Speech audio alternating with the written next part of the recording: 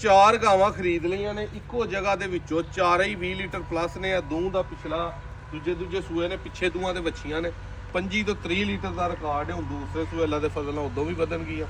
ਤਰੀਕ ਦੋਸਤੋ ਅੱਜ 13 ਤਰੀਕ 11ਵਾਂ ਮਹੀਨਾ 2025 ਹੈ। ਇੱਧਰ ਲਿਆਓ ਕੈਮਰਾ। ਇਹ ਗਾਂ ਦਾ ਲਿਬਾਸ ਵਹਾਣਾ ਹੈ ਤਾਂ ਗੰਦੀਆਂ ਨੇ, ਹੁਣ ਜਾ ਕੇ ਸਾਫ਼ ਕਰਾਂਗੇ। ਪਿਛਲੇ ਘਰ ਹੀ ਨੇ, ਇਹਦੇ ਪਿੱਛੇ ਵੱਛੀ ਹੋ ਕੇ ਵੱਜੀ। ਇਹ ਗਾਂ ਇਹ ਰਾਤ ਦੀ ਸੂਈ ਹੈ ਤਾਜ਼ੀ, ਇਹਦੇ ਵੀ ਪਿੱਛੇ ਵੱਛੀ ਹੈ। ਇਹ ਗਾਂ ਦਾ ਵੀ 26-27 ਲੀਟਰ ਰਿਕਾਰਡ ਹੈ। ਠੀਕ ਹੈ, ਇਹ ਗਾਂ ਬੜੀ ਸੋਹਣੀ ਕਰਾਸ ਦੀ, ਜਿਵੇਂ ਦੇ ਭਰਾ ਸ਼ੌਕੀਨ ਮੰਗਦੇ ਨੇ। ਥਣ ਚੱਡਾ ਬਹਾਦਰ, ਇਹ ਗੱਬਣ ਹਲੇ ਤਿਆਰ ਹੈ ਉਦਾਂ ਫੁੱਲ ਕਾਲੇ ਥਣ ਬੜੇ ਪਿਆਰੇ ਲੱਗੇ ਨੇ। ਗਾਂ ਨੂੰ ਮੋਨੀ ਹੈ।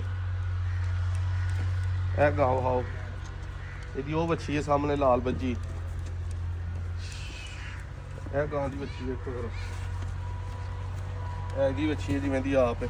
ਇਹ ਗਾਂ ਹੈ, ਇਹ ਗਾਂ 17-18 ਲੀਟਰ ਦੁੱਧ ਕਰਦੀ ਰਹੀ ਹੈ ਪਹਿਲਾਂ। ਠੀਕ ਹੈ, ਇਹਦੇ ਪਿੱਛੇ ਬੱਚਾ ਹੈ। ਇਹਨਾਂ ਚੌਂ ਚੋਂ ਜਿਹੜੀ ਕਿਸੇ ਭਾਈ ਨੂੰ ਪਸੰਦ ਆਏ 0324 8182 000 ਤੇ ਰਾਬਤਾ ਕਰ ਲੈਣ। ਇਹ ਤਿੰਨੇ ਹੀ ਗਾਵਾਂ, ਦੋ ਅੱਲਾ ਦੇ ਫਜ਼ਲ ਨਾਲ 25-30 ਵਾਲੀਆਂ ਨੇ। ਉਹ ਗਾਂ 20 ਲੀਟਰ ਦੇ ਰਾਊਂਡ ਕਰੇਗੀ, ਇਹ ਵੀ ਗਾਂ 20 ਲੀਟਰ ਦੁੱਧ ਜਿਹੜਾ ਨਾ ਈਜ਼ੀਲੀ ਕਰੇਗੀ। ਕੱਦ ਸ਼ਾਦ ਇਹਨਾਂ ਦੇ ਜਿਹੜੇ ਨੇ ਉਹ ਤਸੱਲੀ ਨਾਲ ਕਰੀ ਵਹਾਓ।